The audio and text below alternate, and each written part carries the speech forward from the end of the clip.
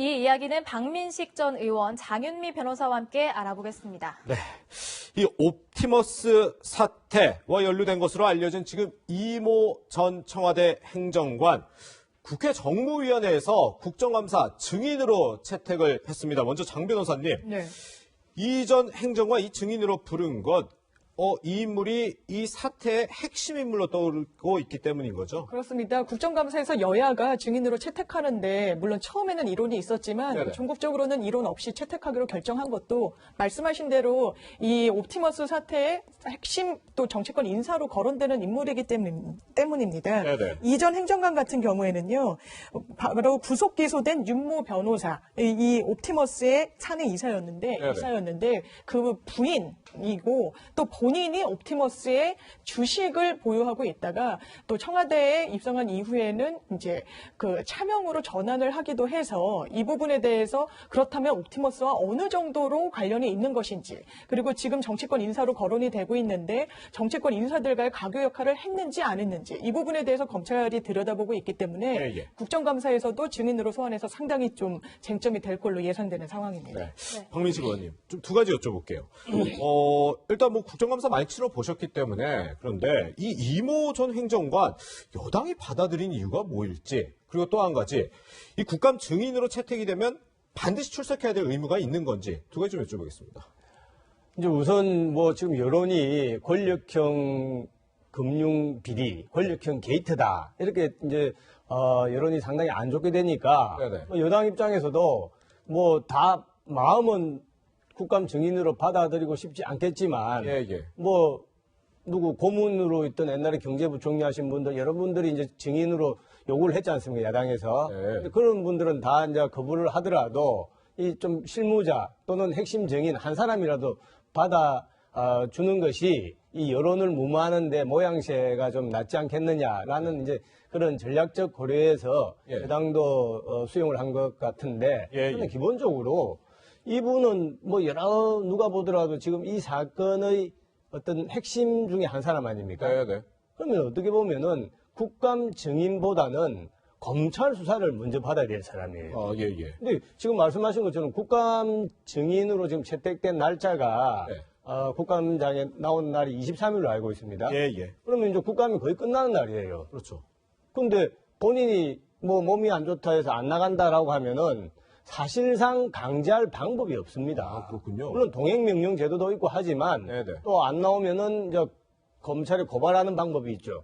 근데 그런 모든 것이 여야의 합의가 전제되어야 실행이 되는 것이죠. 근데 여당에서 합의를 선뜻 해주겠습니까?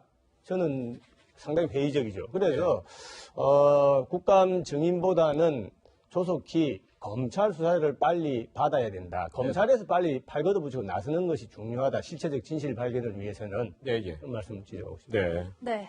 이모 전 행정관, 이 옵티머스 사태의 핵심 인물로 떠오르면서 이제 국감 증인으로까지 채택이 됐는데요. 청와대 행정관으로 근무하기 시작한 지난해 10월은요. 조국 전 장관 사태로 사모펀드 비리가 불거지던 시기, 또한 앞서 일어났던 라임 사태가 논란이 되던 시기인데, 일단 다른 것도 아니고 이제 민정수석실 행정관으로 근무하다 보니까 야권에서는 뭔가 이 옵티머스와 관련해서 금감원의 어떤 동향을 파악하는 모종의 역할을 하지 않았느냐, 이렇게 의심하고 있는 것 같아요. 그런 의혹이 불거질 수 있는 부분이 분명히 있습니다. 네. 민정수석실이라는 곳은 5대 사정기관을 감찰하는 곳이고, 그렇다면 금감원에 대해서도 어쨌든 우회적으로라도 어떤 압박성 감찰이나 이런 부분을 이제 시도할 수는 있는 기관이기 때문에, 그렇다면 본인이 옵티머스 주식을 한 10% 정도 가까이 보유를 하고 있었고, 관련해서 이제 논란이 일어나면은 금감원을 어쨌든 우회적인 방법을 통해서라도 압박할 수 있었는 게 아니냐, 이런 게 이제 정치권에선 논란이 되는 부분이 있고, 그래서 이제 박 전 의원님 말씀 주신 것처럼 사실 이 부분에 대해서는 검찰이 상당히 수사를 진행해야 될 겁니다. 지금까지 제대로 수사를 하지 않았다,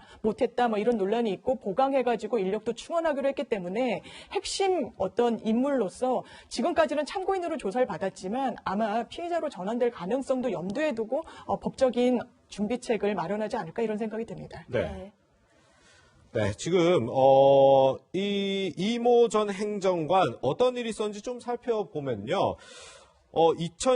2019년 10월에 청와대 민정수석실 행정관으로 들어가게 됩니다. 그 사이에 검찰이 라임 자산 운용에 대한 압수수색도 있었고, 그리고 추미애 법무부 장관이 취임을 해서 서울 남부지검의 증권범죄 합수단을 또 폐지하기도 했고, 청와대 민정수석실이 금감원을 감찰하기도 했습니다. 그리고 올해 6월 청와대 민정수석실 행정관을 사임하게 됐는데, 이때 이 남편인 이 윤모 이사, 옵티머스의 윤모 이사에 대한 논란이 한참 불거질 때인데, 어쨌든 지금 저희가 준비한 그래픽처럼 이모 전 행정관이 청와대 재직 시절에 참 공교로운 일들이 많이 벌어졌습니다. 검찰이 밝혀야 될 내용일 것 같은데 좀 하나씩 따져보겠습니다. 박민식 의원님, 저희가 지금 전해준 것 중에 하나가 올해 1월 추미애 법무부 장관 취임 이후에 서울 남부지검 증권범죄 합동수사단, 여기가 지금 뭐 여의도 저승사자다 이렇게 불리는 데인데, 이게 폐지될 때 공교롭게 또 민정수석실에서 근무하고 있어가지고 참 논란이거든요. 제가 좀 조심스럽습니다만은, 네네. 제가 이제 검사 출신으로 그렇죠. 약간 이제 이런 의혹을 좀 가지게 되더라고요. 네네. 왜냐하면은 언젠가 유재수라는 분이 있었지 않습니까? 네. 유재수 이제 그분이 부산시 경제부시장도 하고 그 전에 금융위의 금융정책국장을 했다고. 네네. 그래가지고 이 사람에 대한 감찰 무마 사건 네. 엄청 세간의 화제가 됐지 않습니까? 그런데 그 당시에 청와대 인사 뭐 청경덕입니까? 그분 전 행정관이 유재수 이 사람은 반드시 지켜야 된다. 이런 게 언론에 보도가 많이 됐습니다. 네. 그러면은 왜 그러면 유재수라는 분이 뭐 장관도 아니고 금융정책국장 출신인데 과연 청와대나 권력층에서 여권에서 이 사람을 지키려고 했냐. 네. 지금 이모 행정관에 대한 것도 저는 비슷한 맥락이 아닐까. 공교롭지만 예, 예. 둘 다 뭐 어떤 의심을 받냐면은 뭔가 권력과 금융 그 비리가 뭉쳐져 있는데 핵심적인 그런 그 어떤 업무 범위에 있었던 사람이 두 사람 다 공통점이 네. 유재수 전 그 국장과 예. 또 지금 이 이모 행정관의 위치가 물론 계급은 다르지만 예, 예. 그래서 지금 이제 권력형 금융 비리다 게이트다라고 하는데 아까도 말씀드린 것처럼 이런 데 대한 의혹이 더 이상 번지지 않도록 하기 위해서라도 네네. 핵심적인 사람이지 않습니까? 예. 검찰에서 지금 수사한 지도 오래됐는데 제가 알기로는 이 이모 행정관에 대해서 참고인으로 단 한 번 조사했다라고 하더라고요. 사실 검사 입장에서 볼 때는 이제 검찰 수사를 아는 사람 입장에서 볼 때는 왜 이럴까? 왜 저는 제일 중요한 사람을 빨리 조사를 하지 않고 왜 저렇게 지지부진할까라는 고개를 좀 갸우뚱거릴 수밖에 없다. 네네. 그런 생각이 듭니다. 예. 네, 이모 전 행정관이 청와대에서 근무하던 재직 시절에 공교로운 일이 참 많이 발생했다. 그 중에 하나가 1월에 이 증권 범죄합동수사단이 폐지된 것과 동시에 또 이 전 행정관이 근무하던 시기에 청와대가 이례적으로 금감원을 감찰했다. 이 부분도 지금 좀 석연치 않은 것 아니냐 의혹이 제기되고 있잖아요. 네, 정확한 사실관계를 잠깐 말씀드리면 그때 이제 금감원에 대한 감찰이 진행됐던 건 사실입니다. 그 내용이 우리은행의 비밀번호 무단 변경 사건과 관련해서 네. 금감원이 제대로 조치를 했느냐 이 부분에 대해서 살펴봤던 건데 이제 뭐 감찰 결과가 뭐 공개되지는 않았습니다. 그런데 이게 사실상 금감원의 어떤 우리은행 비밀번호 사건과 관련해서 들여다보려고 했던 게 아니라 금감원이 옵티머스와 관련해서 이 조사를 하고 있는 부분을 좀 압박하기 위한 용도로 이 부분을 활용한 거 아니냐라는 지금 보도가 나오고 있는 건데요. 네네. 네. 사실상 이게 약간의 시차가 있고 그런 이제 다른 건으로 별건으로 금감원을 감찰하는데 금감원이 그것으로 압박을 느껴서 옵티머스 상황을 뭐 봐주기식으로 종결 짓는다거나 이렇게까지 논리적으로 좀 비약하기는 아직까지는 좀 무리인 것 같습니다. 이 부분도 예. 좀 드러나야 될 부분이 있는 것 같습니다. 네. 또 한 가지가 이 이전 행정관 청와대로 이제 들어갈 때 민정수석실을 근무하게 됐을 때 이 옵티머스 주식을 한 10% 정도를 네. 가지고 있었고 재직 중에 이걸 또 차명 보유했다는 의혹도 있거든요. 네.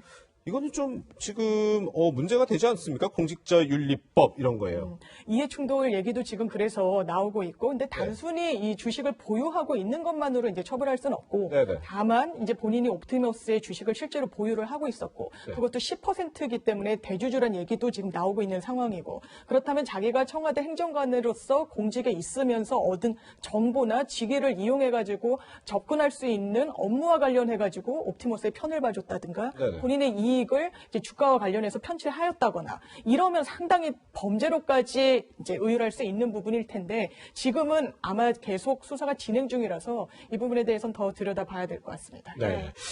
근데 의원님, 이것도 뭐 우연의 일치일까요? 이 남편인 윤모 변호사가 이 부인이 청와대 근무를 시작하고 나서 매달 한 500만 원을 받던 게 1,500만 원으로 3배가 뛰었다. 또 이런 진술이 나오고 있거든요. 그러니까 기본적으로 아까 말씀드린 것처럼 사건의 진상을 파악하기 위해서는 가장 좋은 것이 전체적인 맥락을 봐야 됩니다. 네네. 방금 말씀하신 것처럼 왜 추미애 장관이 1월 달에 증권범죄합수단을 폐지했냐. 네. 또 왜 민정수석실에서 금감원을 감찰했냐. 네. 이런 것이 뭔가에는 이유가 있는 것이거든요. 예. 사실 증권범죄합수단을 폐지했을 때는 아까 말씀하신 것처럼 이거는 여의도의 저승사자다. 이렇게 상당히 좋게 평가를 했잖아요. 네네. 오히려 더 키워야 되는데 갑자기 폐지했다고요. 예. 그러면은 많은 사람이 혹시 뭔가 대형 금융 비리, 권력형 게이트를 미리 지금 말해서 파헤치지 못하도록 손발을 자른 것 아니냐. 예, 예. 이런 이제 의심이 생기는 거 아니겠습니까? 네. 지금 말씀하신 것처럼 이제 뭐 자꾸 그렇게 의혹을 가지려고 해서 그런지 모르지만은 이모 행정관의 위치나 또 그동안의 여러 가지 그거를 보면은 상당히 오비라 예. 오해를 살 만한 게 너무 많다. 네네. 그래서 아까도 계속 제가 강조하지만은 검찰에서 뭘 하는지 이 중요한 사람을 하루라도 빨리 소환을 해서 조사를 하는 것이 일의 출발인데 몇 개월 동안 참고인으로 조사 한 번밖에 안 했다라고 하니까 더더욱 뭔가 무마하려고 하는 거 아니냐. 예, 예. 진실을 은폐하려고 하는 것 아니냐라는 의심을 가질 수밖에 없는 것이다. 네. 이전 행정관, 이 핵심으로 떠오른 이 이전 행정관이요. 여권 핵심 인사들과 친분도 두터웠다. 이런 얘기도 전해지고 있습니다. 지난 2015년에 문재인 당시 새정치민주연합 대표 시절 목소리가 준비되어 있는데요. 한번 들어보시죠. 아주 훌륭하신 당무감사원장님과 감사위원님들을 모시게 돼서 더더욱 더 기대가 큽니다. 우리 김조원 당무감사원장님은 인품과 더불어서 전문 역량을 겸비하고 계신 최고의 책임자이십니다. 엄정하게 감사를 해주실 전문가들을 감사위원으로 모셨습니다. 생기는 것 없이 마음고생만 이렇게 하게 될 일이 뻔한데 그래도 맡아주셔서 제가 뭐라고 감사 말씀을 드릴지 모르겠습니다. 아무 눈치도 보지 마시고 오로지 국민의 상식과 당원의 잣대만으로 당무감사에 임해 주시기를 부탁드립니다. 네, 당무감사위원들을 소개하면서 엄정하게 감사해 주실 전문가들이다 이렇게 칭찬하는 그런 목소리를 듣고 오셨는데요. 지금 보니까 이 당무감사위원장, 당시 이제 당무위원으로 소개가 됐는데 당시 당무감사위원장은 민정수석인 김조원 민정수석이었고 또 이광철 대통령 민정비서관과 함께 또 같은 수사, 국정화 댓글 관련 사건 수사에 참여하면서 여권 인사들과의 인연도 지금 부각되고 있어요. 그러니까 저도 이제 이 이모 행정관이 어떤 경위로 네. 청와대 민정수석실에 들어가게 됐냐. 그 배경이 상당히 궁금한데 지금 이제 여러 가지 여권의 다양한 분들, 특히 정치권의 인사들하고 오래전부터 교분이 있었다. 지금 당무감사위원장 또 당무감사위원이라는 것은 전국의 지역구 조직책이라고 하죠. 네네. 이제 용어가 다릅니다만 아마 제가 알기로 더불어민주당에서는 지역위원장이라고 하죠. 맞습니다. 예. 그 지역위원장이 일을 잘하냐 못하냐 네. 교체 권한을 가지고 있는 아주 중요한 자리죠. 힘도 세군요, 굉장히. 그렇죠. 그러니까 그런데 당무감사위원으로 전격 발탁했다는 것은 뭔가 여권 인사들의 신임을 두텁게 받고 있다. 예, 예. 그리고 두 번째는 국정원 댓글 사건 당시에 뭐 여러분들이 이제 기소가 되었을 때 강기정 수석이라든지 여러 사람들이 기소가 되었을 때 이 이모 행정관이 공동 변호인단이었다. 예, 예. 네. 그러면은 그 사건은 더불어민주당 측에서는 가장 중요한 정치적인 사건이지 않습니까? 그렇죠. 반드시 방어를 해야 될 사건이죠. 예, 예. 그 중요한 사건의 변호인으로 또 이것도 발탁이라고 할 수 있는 것이죠. 예. 그러니까 여러모로 보나 이분이 현 여권 인사들과는 아주 뗄 수 없는 그런 인연을 가지고 있다라고 볼 수밖에 없다. 그렇군요. 저희가 지금 이 옵티머스 사건 핵심 인물 이모 전 행정관에 대해서 좀 집중적으로 얘기를 나누고 있는데, 변호사님, 이런 의혹도 있어요. 이것도 좀 지금 살펴봐야 될 것 같은데, 이 이모 변호사, 이 청와대 행정관으로 들어가기 전에 이 해덕 파워웨이라는 회사의 사회이사로 이름을 올렸다는데, 이것도 이 사건과 굉장히 뭔가 관계가 있는 거죠, 지금? 그렇죠. 해덕 파워웨이 자체가 이제 옵티머스 자금으로 인수가 됐다라는 지금 이제 얘기가 나오고 있고 네네. 사회이사의 이름을 올렸기 때문에 그러니까 예. 또 어떤 옵티머스를 고리로 해가지고 연결관계를 갖고 있느냐 의혹이 제기될 수밖에 없는 부분이고요. 예, 예. 이 해덕 파워웨이가 상당히 좀 건실한 기업이었습니다. 아, 예, 예. 78년도에 설립이 돼서 선박 의장품과 구성부품 생산에 국내 1, 2위를 다투는 기업이었고요. 예, 예. 2010년부터 11년도에는 2년 연속으로 코스닥의 히든 챔피언으로 선정이 될 정도의 매출액이 400억 원에 달하는 굉장히 규모 있는 기업이었습니다. 예. 근데 급락직하에서 이제 2019년도에는 상장 폐지 결정이 내려지는데요. 예. 이 과정에서 상당히 좀 어떤 범죄의 예. 이야기도 나왔습니다. 그러니까 왜냐하면 실질적으로 이 해덕 파워웨이를 소유하고 있는 사람이 예. 자금을 차용했는데 이 부분을 갚지 못하자 이제 조직폭력 때에 두두목으로부터 이제 살해를 당하는 이런 일이 예, 예. 있었는데 이 시점이 이 이전 청와대 행정관이 본인이 청와대 그 사회이사의 이름을 올린 그 2달 뒤에 있었던 일입니다. 예. 그래서 그 이후에 상당히 오랜 기간이 한 9개월쯤이 경과한 이후에 그 살해 용의자는 이제 잡혔는데 이 네. 살해 동기를 묻자 이 자금을 차용했는데 그 금액이 한 30억 원 정도로 적지 않았는데 이걸 제때 갚지 않고 말다툼이 빚어지다가 이렇게 살해에 이르게 됐다라고 사실상 자백을 하기도 했던 그런 사건도 있었습니다. 네. 당시 경찰에 체포됐던 이 국제 PJ파 부두목 조모 씨의 목소리가 준비되어 있습니다. 직접 들어보시죠.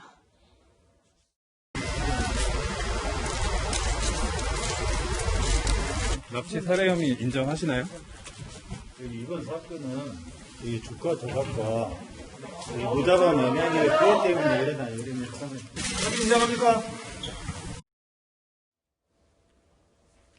네, 살해를 저지른 혐의로 이제 체포되는 과정에서 이번 사건이 주가 조작과 무자본 M&A 때문에 일어난 일이라는 취지로 이제 이야기를 하고 있는데 어떻게 저희가 해석을 해야 될까요? 일단 아까 리포트에서도 보셨다시피 이 세틀리언이란 자회사를 통해서 이 해덕 파워웨이를 이제 지분을 다 사들입니다. 네. 그리고 해덕 파워웨이를 370억 원을 옵티머스에 다시 재투자를 하는 거거든요. 그러니까 예. 본인들이 어떤 자본금을 확보하지 않은 상태에서 기업을 인수한 거 아니냐. 이 지금 그래프에서 보시다시피 사실상 본인들 자금 없이 돌려막기식으로 이제 자금을 순환시켰기 때문에 이것 또한 굉장히 좀 부적절하다. LNA의 폐해고 그 폐해가 결국에는 이런 강도 높은 범죄 사건으로까지 나온 거 아니냐. 당시에 그런 분석 보도도 많이 나왔었습니다. 그렇군요.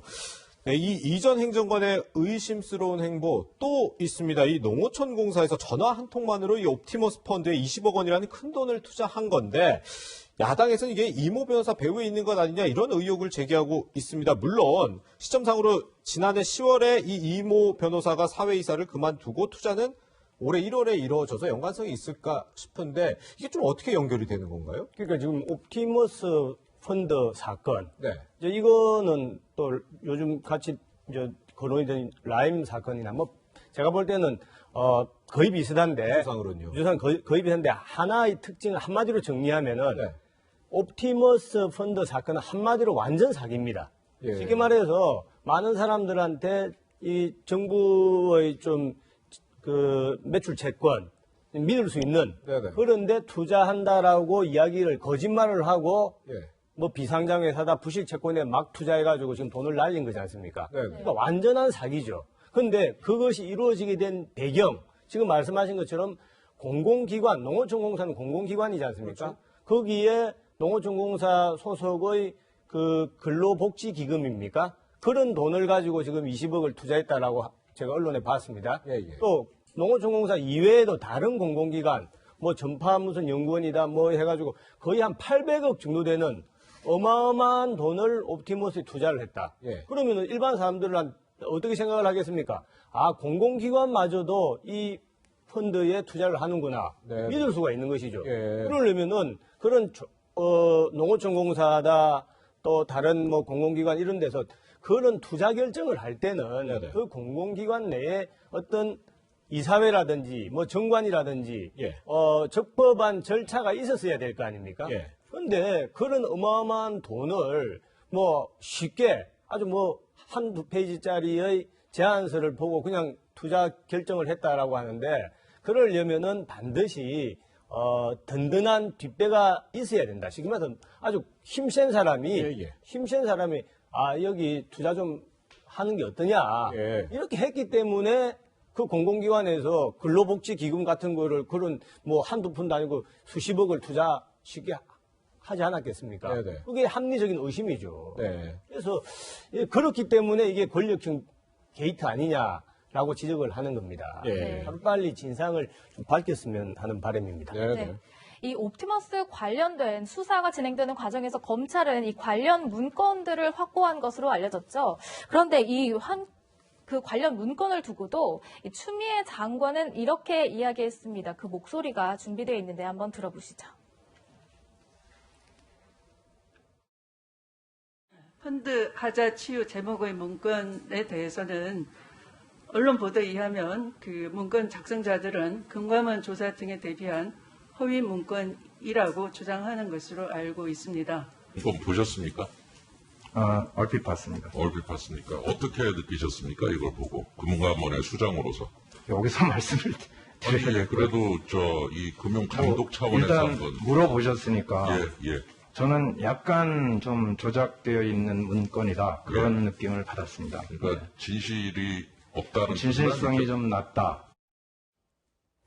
네, 추미애 법무부 장관과 또 금감원장은 진실성이 낮다, 뭐 조작된 문건이다 이런 식으로 이야기하고 있지만 이 옵티머스 문건 중에 일부 내용은 지금 사실로 드러나는 것도 있잖아요. 그렇습니다. 이제 문건 자체에 대해서 금감원장도 이제 완전히 날조다 뭐 이런 취지로 얘기한 건 아니고 네. 이제 진실성이 좀 낮다라고 이야기를 했는데 그 이후에 이제 실제로 거기에 그 문서에 언급된 바이오매스 발전소 프로젝트 투자와 관련해서 남동발전과 추진하는이라고 이제 ING형으로 했는데 실제로 그 직후에 투자가 이제 남동발전이 투자를 전격적으로 승인하게 됩니다. 그렇다면 이 문건 자체가 완전히 거짓이고 진실성이 낮다고 볼 수 있느냐, 그렇게 치부할 수 있느냐 이런 이제 문제 제기가 나오는 건데요. 사실 옵티머스는 박 의원님 말씀 주신 것처럼 완전히 사기입니다. 이거를 굉장히 수익성이 좋은 상품에 투자하겠다고 해놓고 무슨 대부업체에 투자를 한다든지 그래서 서민들 돈을 완전히 날린 거거든요. 이 부분과 그런데 이게 정치권 인사들이 정말 개입했고 이런 사람들이 이런 걸 주모한 사람들이 만든 문건에 정치권 인사들의 이름이 언급된다고 해서 이걸 권력형 게이트로까지 이제 지금 단계에서 말할 수 있는 것인지는 좀 의문되는 지점이 있습니다. 네. 박민식 의원님, 이 부분 또 여쭤볼게요. 지금 뭐 검찰 수사로 밝혀야 될 부분 참 많다고 수차례 지금 말씀해 주셨는데 일단 이 수사를 하고 있는 이성윤 서울중앙지검장이 이 수사팀의 증언을 이미 요청한 사실은 저희가 뭐 전해드린 바 있는데 이런 지적이 많이 나와요. 이성윤 지검장이 증언을 한다고 수사 제대로 할까? 야당에서 많이 의문을 품더라고요. 이런 정도의 수사를 하려면 뭐 계좌 추적 전문가다, 또 금융수사 전담 검사다. 수사팀이 제가 볼 때는 지금 뭐 조사할 때가 많지 않습니까? 뭐 청와대다, 또 뭐 정치권이다, 또 금융권이다. 이렇게 전방위적으로 정적적으로 또 조사를 하기 위해서는 우선 검사만 해도 제가 볼 때는 최소 한 30명. 검사 숫자만 해도. 경우에 비춰봤을 때. 그렇죠. 그 정도가 되지 않으면은 한둘이서는 이 수사를 할 수가 없습니다.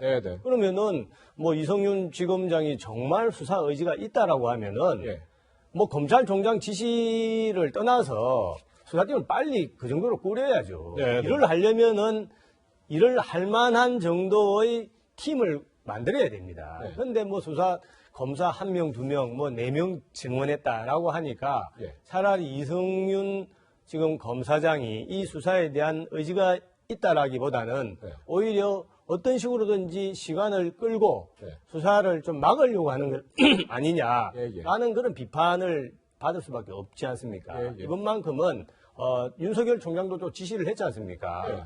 이런 사건은 막는다고 막아지지가 않습니다. 제 경험상으로는. 예. 이런 권력과 돈이 개입되어 있다는 아주 국민적인 그런 의혹이 제기되어 있으면은 하루빨리 수사팀을 제대로 꾸려서 실체적 진실을 발견하는 것이 옳다라는 점을 말씀드리고 싶습니다. 네. 네.